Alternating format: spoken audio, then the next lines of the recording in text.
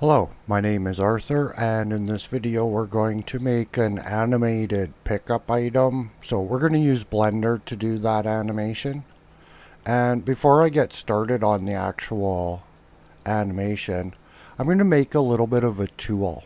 So what I'm going to do is I'm going to get my screenshot application, and this is a Linux application. What I'll do is I'll grab the whole desktop after 4 seconds. And what I'm going to do is I'm going to take a couple of images of this color palette, and we're going to make a little bit of a tool for inside of Blender. So we'll start that up. We'll just open this palette up, copy that to the clipboard, go into GIMP, Control-Shift-V to paste it as a new image. Then we'll get Blender, our screenshot tool. Oh, not our screenshot tool yet. First, we're going to move the cursor off of the center, and anywhere on the edge of the circle is fine. So we'll take a new screenshot. We'll do that again. Click on this again. Copy it to the clipboard. And Control V, paste that as a layer on top. So we will make that pasted layer into a layer rather than a floating layer. We'll pull it down so that we have the first image on top. And then I'll just use Control and the mouse wheel to zoom in on this cursor. Now I want to make sure that I'm in the top layer. I'm going to go Layer, Transparency, Add Alpha Channel. E to get the ellipse tool. It's set at expand from center at a fixed 1:1 aspect ratio. That just means that it will expand from the center of the selection, and it will pick a circle, a 1:1 circle. So I'm going to select around the cursor, Control X, cut that out. Then I can flatten the image or merge the image down. So we'll merge down, Control, mouse wheel back a little bit, and I'll pull this selection until it encompasses the whole color wheel. Control C to copy, Control Shift V to paste it as a new image. I'll flatten the image. That will just put the foreground color behind it. And then I can export this to the desktop. So I'll export as a PNG.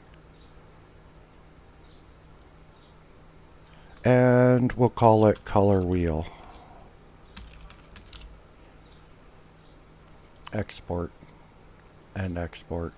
Then we'll just close GIMP down. It's not actually a full color wheel because a full color wheel also has light to dark.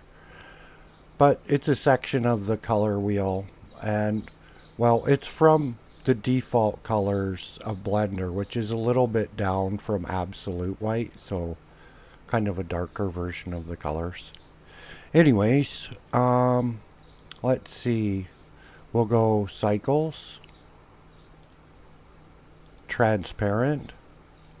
We'll select the camera. Let's set a resolution. Now we're going to want a resolution that's no bigger than our cube. So 64 pixels by 64 pixels would be fine. And we could actually go down a little bit. We could go down to 56 by 56. And that would be a reasonable size too. But I'm going to go with 64, and that way I don't have to frame the image perfectly. With the camera selected, I can just textually change numbers without actually having to look through the camera. So I'll go X 90 degrees and Z at 45 degrees. Z at 0 meters and X and Y will be equidistant. So I'm going to go 4.5 meters on X and then minus 4.5 meters on Y. And that will put it into location to be able to see the cube, and we'll be looking at things from an angle. So let's just go back to a front view, shift or X to delete, no shift, just X. We will add a cone, F9 to call up its dialog. I'm just going to make it a three-sided pyramid. So what would that's a tetrahedron, that is, I believe. So number one, we'll look at that from a front view, tab into edit mode, shift D to duplicate, drop it, rotate it 180 degrees. Control I to invert the selection. We'll just grab the move tool and eyeball that up close to that Z0.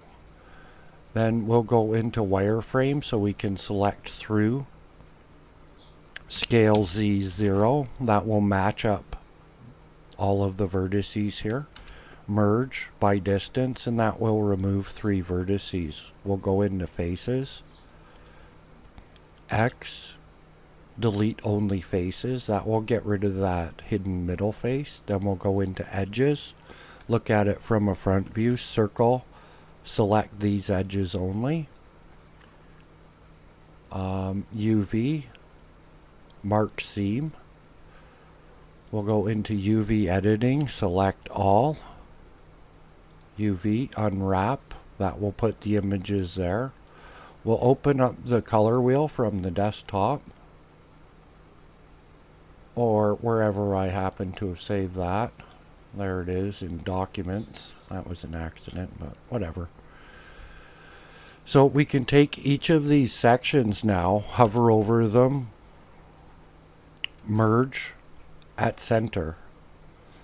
I can grab this up, plop it onto a nice blue color, select link, merge at center. Essentially what this is doing is turning these into the equivalent of the color picker cursor on the color wheel. Linked, merge at center, grab, and we'll put that over into green. We'll come over into our texture, new texture, image texture, and we'll load in the color wheel. Then if we look at that in texture mode, we very easily assigned colors. It's a limited color wheel, like I said. A real color wheel also transitions from white to black. So this is only a small section of a color wheel, really. We'll come into shading. And this is where I like doing things this way with one texture instead of multiple textures to come up with different colors. Because I can simply plug this in to emission strength or emission color and have my object emitting. So now we'll just look through the camera. We'll insert a rotation keyframe. We'll come down here and expand this up a little bit. We'll come to frame 19, rotate Z 360 degrees, insert a rotation keyframe, and we'll send the animation length to 1 frame shy, so 18 frames. If we play the animation, we'll see that it's fast, slow, because we haven't changed the interpolation of the keyframes. So we'll change interpolation mode to linear. The speed will become constant. We can come down, choose our directory. I've put a folder into the Godot project. So inside of assets, I've created a folder. And we can come up, can probably drop this down in half on X, and our crystal will still fit in it. That's our animation. We can just control, well, we should do a test render to see what it looks like. But because it's emitting, it's going to have plenty of light. So usually I don't have to set up lighting if I make something an emitter. So Control F12 will render that and check how much time we're at.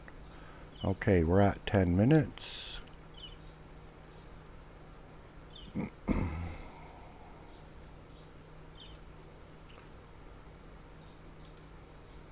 That's finished rendering. It's a pretty quick render with those small images. We can open GIMP and File, Open.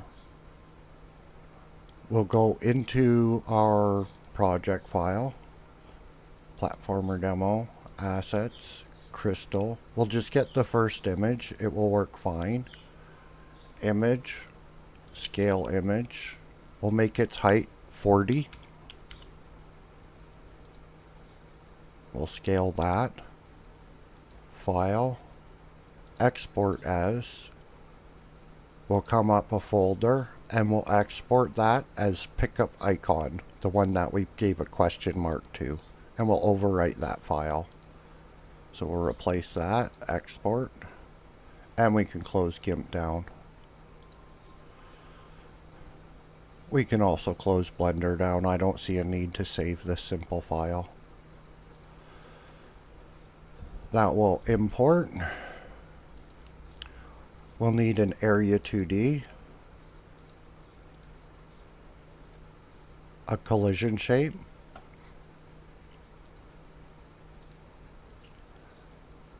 an animated sprite. As well, we'll also need an animation player. Later on, we'll also need an audio player, but we'll get to that later. So in the animated sprite, I'll just check my time. Okay, we'll get far enough to load the animated sprite and see what it looks like. So new sprite frames. We'll navigate to the folder it's in and open these frames up. Put it on to playing. Now that's up to taste. We can increase the speed. I'm happy with the speed the way that it is. So we can put in a collision shape, a capsule. The default collision shape is fine for that object. So we'll just give it a name. I'll call it Crystal. And in the next video, we'll come back and we'll give this some script. Perhaps a sound effect. Perhaps we'll do a couple of sound effects in the next video. And that will pretty much finish us off. And until then, take care.